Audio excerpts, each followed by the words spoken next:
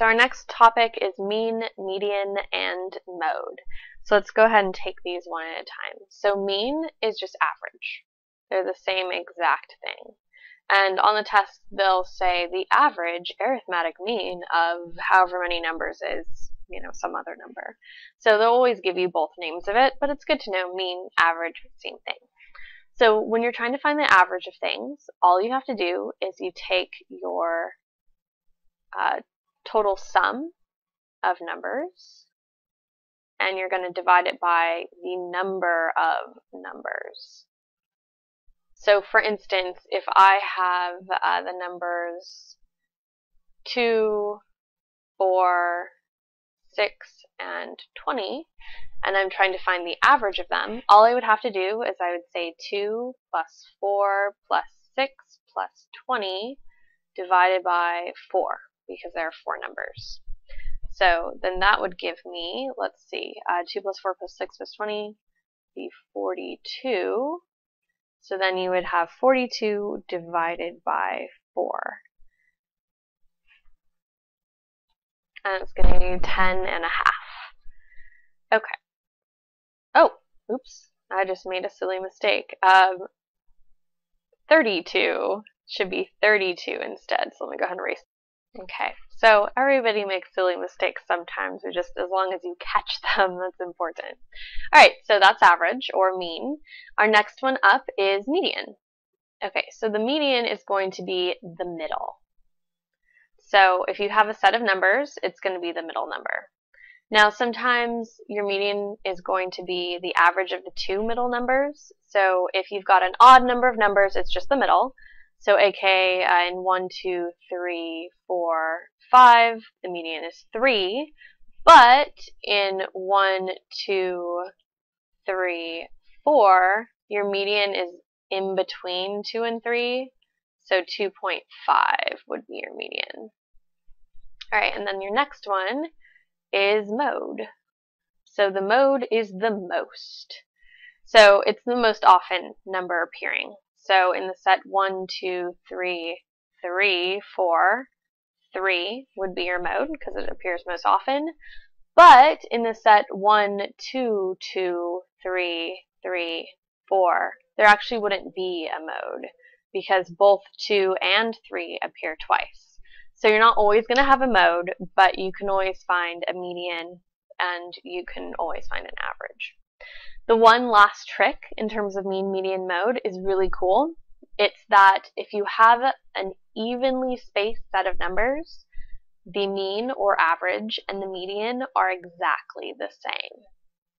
Alright, so just in case you guys aren't quite sure about that, let me go ahead and demonstrate it. So let's say we have the list of numbers 2, 4, 6, 8, 10. Alright, so 2, 4, 6, 8, 10. There's 2 in between each of those, obviously, so we know they're evenly spaced. We also know that 6 is the middle number, so the median is 6. Let's go ahead and find the average. So 2 plus 4 plus 6 plus 8 plus 10, all divided by 5 numbers, is going to equal 30 divided by 5, which equals 6. Ding, ding, ding. So notice, 6 and 6 match up. This is a really, really cool trick to know.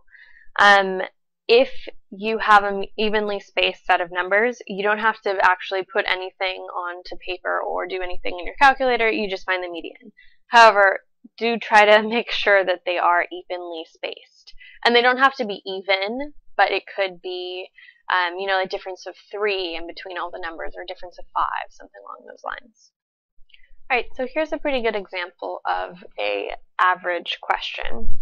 So Class A has 20 students and an average score of 80 on a test. Class B has 25 students and an average score of 90 on a test. What is the average score of students in both classes? Alright, so the natural inclination is to look at this kind of problem and either not know what to do or say, okay, the average score of both classes must be 80 plus 90 divided by 2. That would work if there were equal numbers of students, but because there's 20 students who got 80 versus 25 who got 90, you're actually going to come up with an answer that's pushed a little bit more towards the 90 end of things. So if you were just kind of guesstimating on this, you'd want to guesstimate something like 86 or 87. So actually, let's use my little guesstimate and see how close we are. So what you want to do instead is, in order to find the average, you know that you have to have the sum over the number of numbers. So you're going to have to find the sum of both classes and then put that over the number of students in both classes. So let's go ahead and start with class A first. So we know we have 20 students. So our average in this class is equal to, let's see, 80 equals sum over 20. So then you would want to multiply 20 to both sides, and then you would get 1,600 points is the sum for class A. Then you want to go ahead and use class B, same exact idea. So let's see, class B has an average of 90. So we've got 90 is equal to sum over 25 students.